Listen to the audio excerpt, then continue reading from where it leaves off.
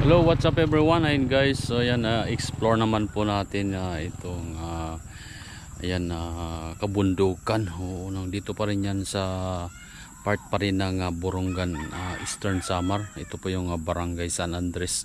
Ayan guys, kung makikita po natin, wala pong ibang mga dito, mga kunti lang po yung mga bahay.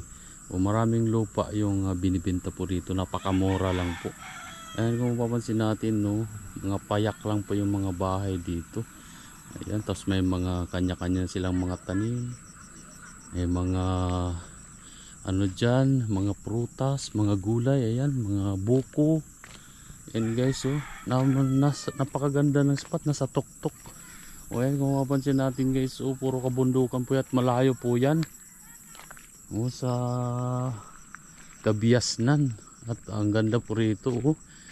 Mapapansin natin dito guys, ayan, maraming tao sa unahan at nagpa-prepare po sila kasi mayroong silang piyesta dito.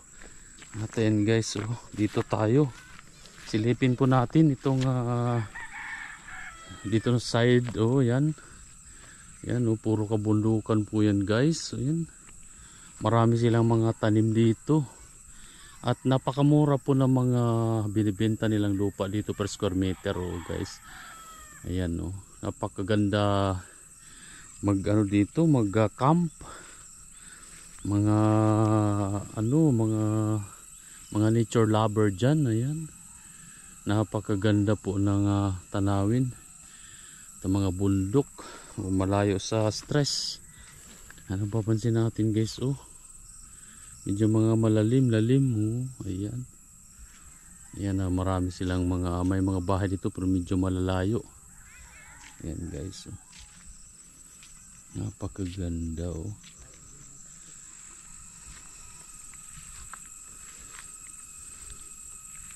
Mga tanim,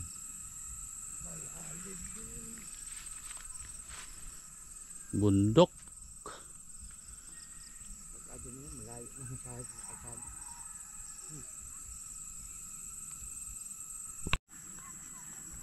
Ayan guys, kita naman po natin, napakaganda ng tanawin dito. Ayan.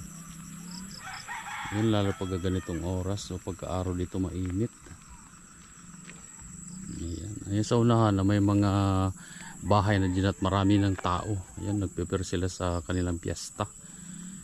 Ayan, mapapansin natin mga 10 years from now, siguro dito marami na pong mga bahay dito. O kaya yung mga may-ari ng lupa dito ngayon, nagbibenta na ng mga lupa. Kasi siguro para magkaroon ng maraming mga residente. At meron na rin po silang linya ng tubig. Yan, mapapansin natin may hose, may kuryente na po dito din.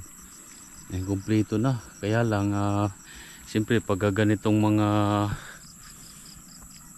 mga lugar, kinakailangan po dito masipag ka magtanim.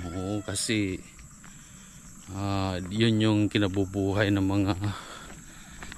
mga tao dito. Ayan guys, hello.